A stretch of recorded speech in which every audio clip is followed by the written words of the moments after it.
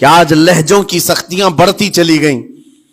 اور آپ کو پتا ہے قرآن پاک میں رب تعالیٰ نے یہ فرمایا وَلَا تَقُلْ لَهُمَا اُفٍّ وَلَا تَنْهَرْهُمَا. والدین کے بارے میں بچوں کو کیا کہا گیا؟ ان کو اف تک نہ کہو. لیکن زبان جب کھلتی ہے نا ماں باپ کے خلاف، نوجوانوں کو ہم نے دیکھا ہے گالی گلوچ کرتے ہوئے اور اتنی بری باتیں کہتے ہوئے معاذ اللہ. عزیزان گرام وقار، حضور نے تو یہ فرمایا جس نے پلٹ کر کے اپنے ماں اور باپ کو سخت لہجے میں بات کیا یا ان کی نافرمانی کی، حضور فرماتے ہیں میرا دل چاہتا ہے کہ اس کے گھر کو آگ لگا دوں، آگ لگا دوں. اس لیے اس بات کو ہمیشہ یاد رکھیں، تمہارے لہجے کی سختیاں کسی کو زخمی کر دیں تو آخرت خراب ہو جائے گی، آخرت خراب ہو جائے گی. حضرت علقمہ رضی اللہ تعالیٰ عنہ حضور کے صحابی ہیں، حضور صلی اللہ علیہ وسلم کے صحابی ہیں. آخری وقت آ گیا تھا لیکن زبان نہیں کھلتی تھی. حضور پاک صلی اللہ علیہ وسلم کے پاس سفارش لائی گئی کہ آپ کے وہ ساتھی ہیں انتقال کر رہے ہیں لیکن زبان پر کلمہ بھی نہیں آتا. حضور تشریف لائے، دیکھا، پوچھا گھر میں ان کے کون کون ہے؟ کہا بیوی ہے اور ماں ہے. ماں کو بلایا اور کہا علقمہ کے بارے میں کیا کہتی ہو، کیسا تھا؟ کہا بہت اچھا، پرہیزگار، عبادت گزار، سارے نیکوکاریاں اس کے اندر ہیں. تو پھر حضور نے پوچھا اچھا یہ بہت نیک تھا، تم بھی اس سے راضی ہو کہ نہیں ہو؟ ماں نے کہا میں نہیں راضی ہوں، میں راضی نہیں ہوں. کہا کیوں، وجہ کیا ہے؟ کہا یا رسول اللہ میرا اکلوتا بیٹا، میرا تنہا بیٹا تھا، بڑی محبتوں کے ساتھ اس کو پالا تھا، اور جب میں نے اس کی شادی کی اپنی بیوی کو لایا اور جب بیوی گھر پر آ گئی تو میری بات کو ہلکے میں لیتا، اپنی بیوی کی بات کو فوقیت دیتا، ترجیح دیتا. اور اس وقت غالباً یہ باتیں تھی کہ زبان سے کوئی کلمہ ان کے نکلا ہوگا جو بیوی کی حمایت میں تھی، ماں کو تکلیف پہنچ گئی. کہا میرا دل گوارا نہیں کرتا، میں اس سے راضی نہیں ہوں، باقی وہ بہت نیک بندہ ہے، بہت اچھا ہے. حضور نے فرمایا دیکھو زندگی کے آخری پڑاؤ پر آ چکا ہے، روح نکلنے کو ہے، معاف کر دو. وہ بھی صحابیہ تھی، انہوں نے کہا آقا آپ کا حکم ہے یا مشورہ ہے؟ اگر حکم ہے تو پھر ماننا ہے. حضور نے فرمایا نہیں، حکم نہیں، مشورہ ہے. کہا مشورہ ہے تو پھر دل نہیں چاہتا، دل نہیں چاہتا. حضور نے فرمایا صحابہ سے کہ لکڑیاں جمع کرو، آگ لگاؤ اور انہیں اٹھاؤ، آگ میں ڈال دو. آگ دہکائی گئی تو ماں کی ظاہر سی بات ہے ممتا بے چین ہو گئی. کہا ان کو میرے سامنے آگ میں ڈالیں گے؟ کہا ہاں، اس سے بہتر ہے کہ وہاں جلے گا، یہاں جلے. وہ ماں کہتی آقا آپ گواہ ہو جائیں میں اپنے بیٹے کو معاف کرتی ہوں. ادھر معاف کیا، ان کی زبان پر کلمہ طیبہ جاری ہوا. میرے عزیزو یہ بتانا مقصود اس لیے ہے کہ زبان سے دیے ہوئے زخم خواہ والدین کو ہو، یہ معمولی نہیں ہوتے. ہو سکتا ہے آخری وقت تمہاری زبان بند ہو جائے اور کلمہ طیبہ بھی نہ جاری ہو، زبان کھلنے بھی نہ لگے، یہ حالات آ جائیں گے. اس لیے اپنی زبان کا کنٹرول برقرار رکھو، کس سے کیا کہنا ہے. ابھی میں اس کا دوسرا پارٹ بھی بتاتا ہوں زبان کے استعمال کا.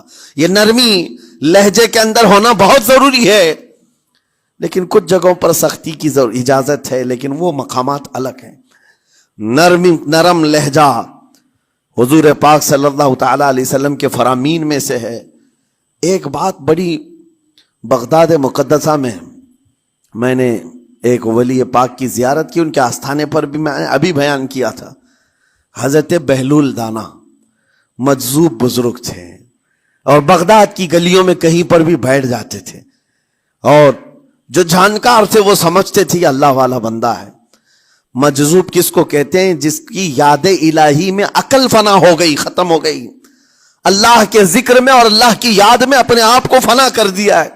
اس کے اوپر شریعت کا قلم نہیں. ظاہر سی بات ہے شریعت کے سارے احکام اس پر ہیں جس کی عقل سلامت ہے. عاقل ہو، بالغ ہو تو نماز فرض ہے نا، عقل ہی نہیں ہے تو وہ مجذوب ان اولیاء کو کہتے ہیں. لیکن ان کے بارے میں حدیث میں ہے، اللہ کے نبی نے فرمایا وہ ایسے بندے ہیں کہ اگر اللہ کو قسم دے دیں کسی بات کی، اللہ ان کی قسم پوری کرتا ہے.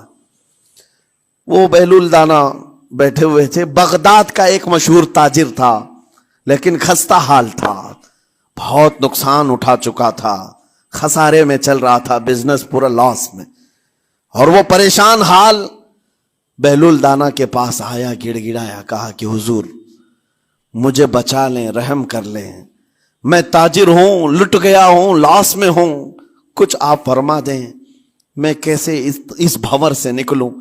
بہلول دانا نے دیکھا, کہا ٹھیک ہے, کچھ پیسے بچے؟ کہا ہاں ہے, وہ بس اتنا سرمایہ ہے کہ مال لیتا ہوں پھر بیچ دیتا ہوں, نفع نہیں ہوتا.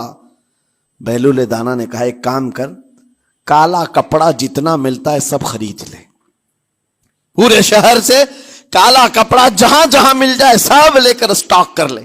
کہا جی حضور آپ نے جیسا فرمایا. گیا, جتنا سرمایہ تھا سب لگا دیا, کالا کپڑا خرید کر ایک جگہ اسٹاک کر دیا. اللہ والے کا حکم تھا, لیکن ہوا یہ کہ بغداد کا معمول تھا, 8 دن گزرے نہیں تھے کہ وہاں وقت کے حاکم کا انتقال ہوا, اور جب حاکم کا انتقال ہوتا تو شہر کے جتنے بڑے لوگ ہوتے, رئیس لوگ, وہ اس کے سوگ میں, اس کے غم میں کالا کپڑا پہنتے تھے, اور کالا کپڑا سوائے اس تاجر کے کسی کے پاس نہیں تھا, اور سارے بڑے لوگ پیسوں سے اس کے پاس کالا کپڑا خریدنے آئے. یہ منہ بولے قیمت پر, جیسے تیسے جتنی قیمت پر بولے سب خرید کر لے جاتے, اور پل بھر میں ایک دن کے اندر وہ بہت بڑا کروڑ پتی بن گئے, بہت مال آ گیا. یہ بات یاد رکھیں, اللہ مال دیتا ہے, اس کے بعد پھر آزمائش بھی ہوتی ہے.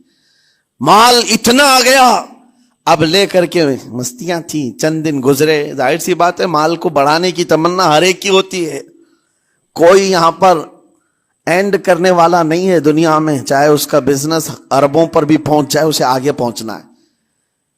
چند دن گزرے تھے, 8-10 دن, پھر آیا حضرت بہلول دانا کو ڈھونڈتے ہوئے.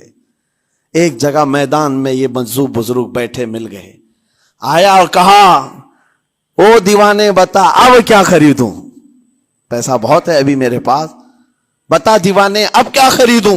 انہوں نے دیکھا, کہا کہ لہجہ تو بدلا ہوا ہے, پیسہ بہت زیادہ تھا. کہا کہ ٹھیک ہے کوئی بات نہیں, اللہ والوں کو ان سب چیزوں سے کوئی لینا دینا نہیں. آپ نے کہا مال جتنا ہے تیرے پاس سب لے کر کے خربوز خرید لے, تربوز خرید لے, جس کو کلنگڑ کہتے ہیں, تربوز پورے خرید لے. اس نے کروڑوں کی جائیداد پورے تربوزوں میں لگا تھی, سب تربوز خرید کر سٹاک کر دیا ایک جگہ, اور اس کے گمان میں یہی تھا کہ چند دن گزریں گے, کوئی ایسا ہی حادثہ ہوگا جب تربوز منہ مانگی قیمت پہ لوگ خریدیں گے اور میں بیچوں گا. پورا مال تربوز میں لگایا, 2 دن 4 دن 6 دن 8 دن گزرے, کوئی حادثہ نہیں. ادھر تو تربوز سڑنے لگ گئے, وہ تو زیادہ دن سٹاک نہیں کیے جا سکتے, سڑن شروع ہو گئی. پھر تھوڑے دنوں کے بعد پورے کے پورے سڑ گئے, کروڑوں کا مال تربوز میں سڑ کے چلا گیا. وہ بیچ بھی نہیں سکا, کچھ نہیں کر سکا, واپس چیختا چلاتا اسی حالت میں آیا, پہلے سے بھی زیادہ بدتر حالت میں آ گیا ہوں. دوڑتے ہوئے آیا, حضرت بہلول دانا کو ڈھونڈتے ہوئے. کہاں ہیں وہ؟ اسی جگہ بیٹھے ہوئے مٹی میں بیٹھے رہتے تھے. قریب آیا اور کہنے لگا کہ آپ نے میرے ساتھ ایسا کیوں کیا بہلول؟ بہلول دانا نے کہا کیا ہوا؟ کہا میں تو لٹ گیا, تربوز میں پیسے لگائے آپ کی وجہ سے اور پورے سڑ گئے.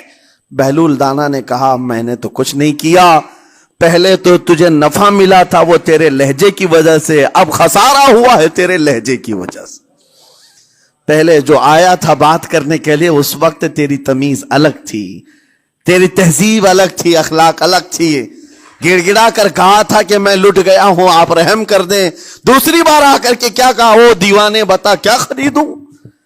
لہجہ بدل گیا تو پوری حیثیت بدل گئی. زبان ہماری اونچائی پر بھی لے جاتی ہے اور نیچے بھی لے آتی ہے. اس بات کو ہمیشہ ملحوظ رکھیں کہ اس زبان سے بہت سارے لوگ نفع بھی اٹھاتے ہیں, بہت سارے لوگوں کو نقصان بھی ہوتا ہے.